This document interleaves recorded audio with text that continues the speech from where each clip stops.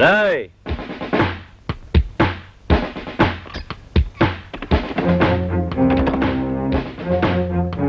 చూడండి, కొద్ది రోజుల క్రితం మసీద్ గుట్ట దగ్గర ఒక మర్డర్ జరిగింది.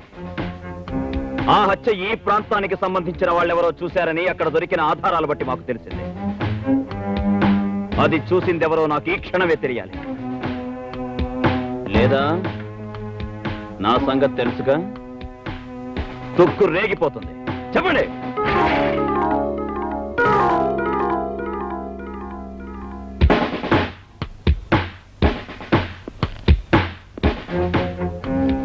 ఏంటలా భయపడుతున్నా? ఆ హత్య చూసింది నువ్వే కదా? చెప్పు చెప్పు. లేదు, నేను చూడలేదు.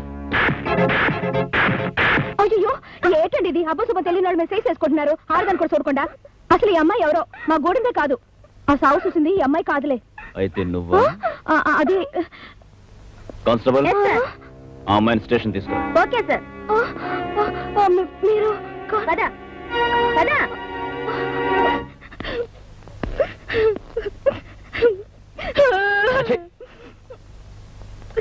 నేరం చేసిన వాళ్లే కాదు, నేరం దాచిన వాళ్ళు కూడా నేరస్తులే. ఆ హత్య చూసిన వెంటనే పోలీస్ స్టేషన్కి వచ్చేందుకు రిపోర్ట్ చేయలేదు? రిపోర్ట్ అయితే ఏం చేస్తారేంటి? మమ్మల్ని కూడా బాగా కోట్లాంటి తిప్పుతారు. తీరా మా ఫోటోలు చూసి చెప్తే అక్కడ పెద్దవాళ్ళందరూ ఒకటైపోతారు. ఇక్కడ దొంగదోళ్ళు మీరు వదిలేస్తారు. ఆ తర్వాత వాళ్ళు మా మీద పడి మమ్మల్ని తప్పుకు తింటారు. కొరితో తలగొక్కడం కన్నా ఊరుకోవడం నయ్యం కదా. నువ్వు చెప్పేది నిజమే, కానీ నేను అలాంటివాడిని కాను. ఈ గూండాలను ఏరిపారేయడమే నా లక్ష్యం. సో నువ్వు కోర్టుకొచ్చి చూసినట్టు. అయ్యో, నేను కోర్టుకు రాను. నాకు అసలేం తెలీదు. నేనేం చూడలేదంటే. ప్రతి వాళ్ళు నాకెందుకు కోరుకుంటే గూండాలు ఎలా దొరుకుతారు? రోజు రోజుకి మనుషుల్ని నరుక్కుంటూ పోతారు. సాక్ష్యం చెప్పే వాళ్ళు ఇలా భయపడుతున్నందువల్లే గూండాలు అలా పెరిగిపోతున్నారు. కోర్టుకొచ్చి నిజం చెప్పు. నేను రాను. కోర్టుకి రావాలి. రాను. రావాలి, వచ్చి తీరాలి. అయ్యో, అసలు నేను ఈ స్టేషన్కి వచ్చిన సంగతి తెలిస్తేనే మా గూడలు అందరినీ తగలెట్టేస్తారు. ఒక పోలీస్ ఆఫీసర్ గా నా స్ట్రగుల్ అర్థం చేసుకోవా? ఈ కేసుకున్న ముఖ్యమైన ఆధారం నువ్వే. నా మాట విను. కోర్టుకొచ్చి నిజం చెప్పు ప్లీజ్. నీకు గానీ నీ గురి వాళ్ళకి గానీ ఎటువంటి హాని జరగదు, నేను హామీ ఇస్తున్నాను. It's a promise. ఏంది అది మనగా సాక్ష్యం చెప్తుందా? రేసంటే ఈ రోజే దాని గూడెంలో స్పాట్ పెట్టాలా? పొద్దున కల్లా దాన్ని మానం పోవాలా? మధ్యాహ్నం అది మన మాటినాలా? లేదా సాయంత్రం దాన్ని చంపాలా? పొలిటికల్ గా నేను చూసుకుంటా గానీ స్పాట్ మాత్రం టైం ప్రకారం జరిగిపోవాలా?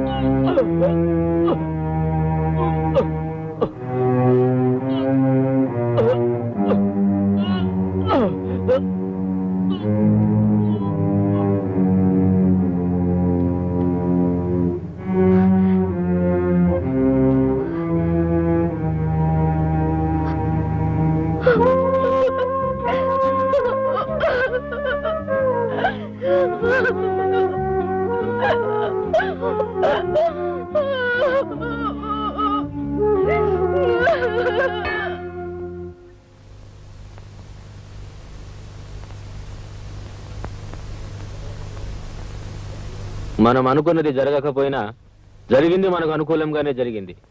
మనం చేసిన మర్డర్ చూసింది, మనకు వ్యతిరేకంగా సాక్ష్యం చెప్పగలిగేది అదొక్కటే.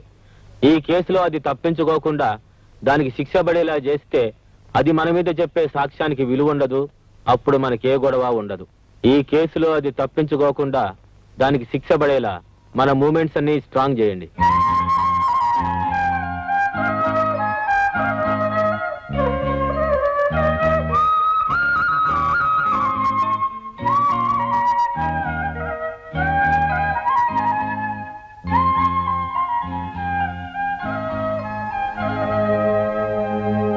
సో యువర్ ఆనర్, భారత స్త్రీ అంటే ప్రపంచ దేశాలన్నీ తలవంచి నమస్కరిస్తాయి. తల్లిగా, చెల్లిగా, ఆదర్శమూర్తిగా మనిషి మనుగడను తీర్చిదిద్దే స్త్రీజాతికి చెందిన ఈ పార్వతి ఒక గౌరవనీయమైన కుటుంబంలో పుట్టి ఎంతో భవిష్యత్తు ఉన్న ఒక భావి పౌరుడి ప్రాణం తీసింది. ఇది క్షమించరాని నేరం. కనుక ఈ కేసును తీవ్రంగా పరిశీలించి దేశ సంస్కృతి సభ్యతలను కాపాడేందుకు హంతకురాలైన ఈ పార్వతిని కఠినంగా శిక్షించవలసిందిగా కోర్టు వారిని కోరుకుంటున్నాను. That's all your honour. ఏమమ్మా, నువ్వు చెప్పుకోవాల్సింది ఏమైనా ఉందా? పెద్ద పెద్ద మాటలకు అర్థం తెలియని చిన్న జాతిలో పుట్టిన దిక్కులేని ఆడదాన్ని. గొప్ప గొప్ప చదువులు చదువుకున్న మీ ముందు ఏం మాట్లాడగలను? అతను నా వల్లే చచ్చిపోయాడు, అది నేను కాదంటం లేదు. కానీ ఇందాక పెద్ద ఆయన అన్నారే, మంది ఆడదాన్ని గౌరవించే దేశమని. ఆ దేశంలో నడివీధిలో నన్ను అల్లరి పెడుతుంటే, తరివి తరివి నన్ను పాడు చేయాలని చూస్తుంటే, నా మానాన్ని కాపాడుకోవడానికి నేను ఈ హత్య చేశానబ్బా. ఈ కేసు పూర్వాపరాలు పరిశీలించిన మీదట ముద్దాయి పార్వతి ఈ హత్య ఆ హత్య చేసిందా లేదా అన్నది ముఖ్యం కాదు ఎవరానా. ఆవిడ ఏ పరిస్థితిలో ఈ హత్య చేసిందో తెలుసుకోవడం ముఖ్యం. మీరు న్యాయ నిర్ణయం చెప్పబోయే ముందు ఈ కేసుకు సంబంధించిన ఓ సాక్ష్యాన్ని మీ ముందుంచబోతున్నాను.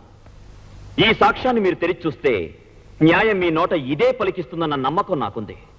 ఏమిటది? మీరే చూస్తే బాగుంటుంది మేడం. అలాగే.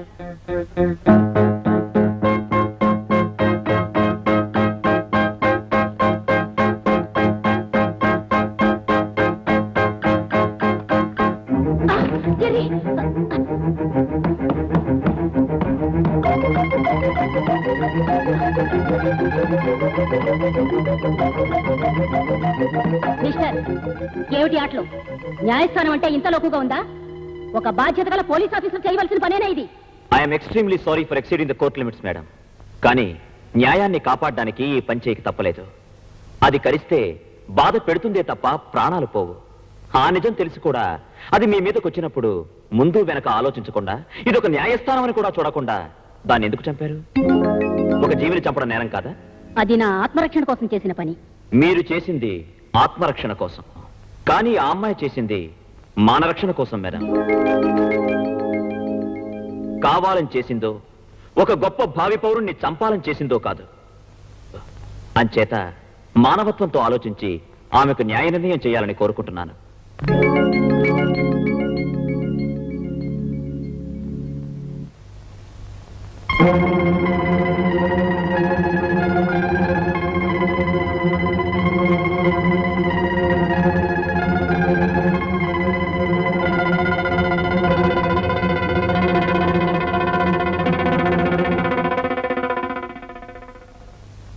ఈ రోజు నేను ఒక ఆదర్శవంతమైన తీర్పు చెప్పబోతున్నాను. మానరక్షణ కోసం ఒక దుర్మార్గుని చంపిన పార్వతి నేరస్తురాలైతే, ఆత్మరక్షణ కోసం విషపురుగును చంపిన నేను నేరస్తురాల్ని. నేను చేసిన పని ఈ సమాజంలో తప్పు కానప్పుడు ఆమె చేసిన హత్య కూడా మానవతా దృష్టిలో నేరం కాదని నా నమ్మకం. భారత స్త్రీ గౌరవాన్ని దృష్టిలో పెట్టుకుని నేను తీసుకున్న నిర్ణయం ఇది. పార్వతిని నిర్దోషిగా నిర్ణయించి విడుదల చేయడమైనది.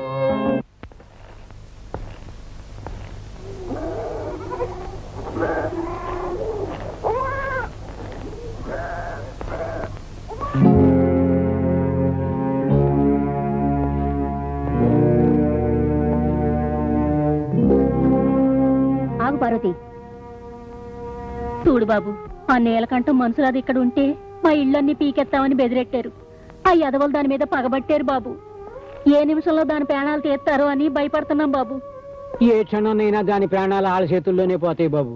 దాన్ని ఇడిపించి ఆ ఎదవల పాలు చేయటం కన్నా ఆ జైల్లో ఉంటేనే అది ప్రాణాలతో ఉంటది. కూల్ డబ్బులకు పనిచేసుకునే మేము ఆ ఎదవల్ని ఎలా ఎదిరించగలం బాబు?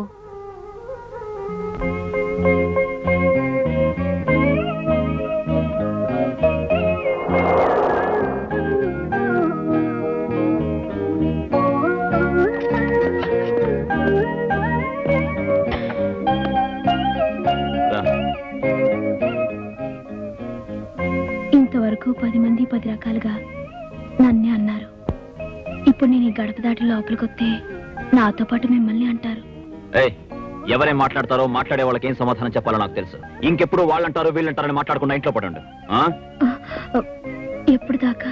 ఏయ్, నన్ను ఇంట్రాగేట్ చేస్తున్నావా? అక్కడ ఉండలేమని ఇక్కడ తీసుకొచ్చాను. జరగాల్సింది నీకెంత తెలుసో నాకు అంతే తెలుసు. ఏం జరుగుతుందో.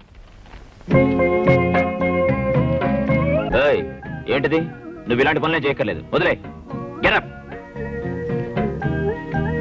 మీరందరి గురించి ఆలోచించే మనిషి, నేను మీ గురించి ఆలోచించే పని మనిషిగా ఈ ఇంట్లో ఉండనిస్తే చాలు.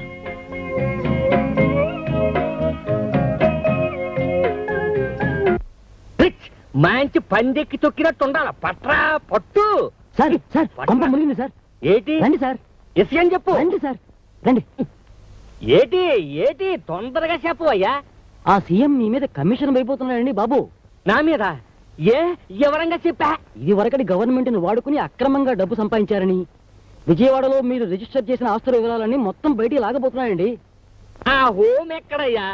ఆయన చుట్టూ సిబిఐ అబ్జర్వేషన్ ఉందండి. అందుకే ఈ విషయం సీక్రెట్ గా తెలియచేయమని నన్ను పంపించారు. త్వరలో మీ ప్రాపర్టీ కూడా సీజ్ చేయబోతున్నారు. ఈ మొత్తం విషయం అంతా ఆ సీఎం కి, కమిషన్ చైర్మన్ రాజగోపాల్ కి ఇద్దరికే తెలుసు. ఈ విషయాలన్నీ పేపర్లో కూడా రాబోతున్నాయండి. అయితే వెంటనే ఈ చైర్మన్ రాజగోపాలం గాడి సీఎం నీలకంఠం శివలో ఊదు.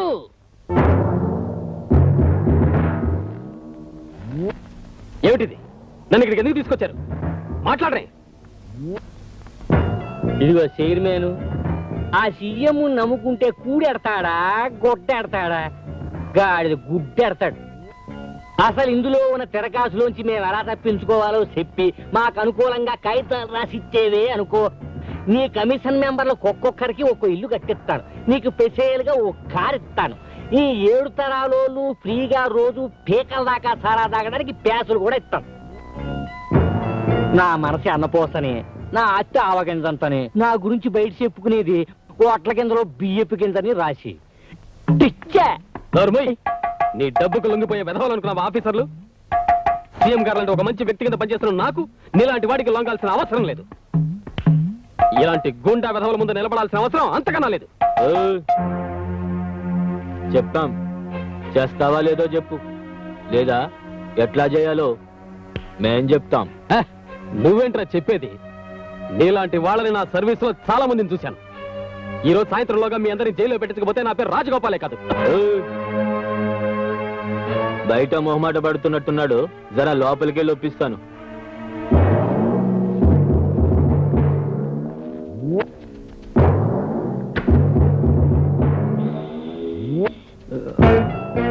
లోనకెళ్ళి మాట్లాడుకుంటేనే బాగుంటది.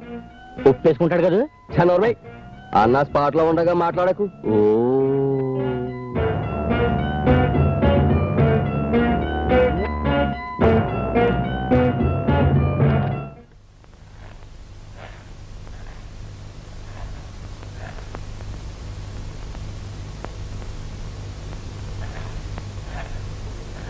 ఒప్పేసుకున్నాడా? ఓ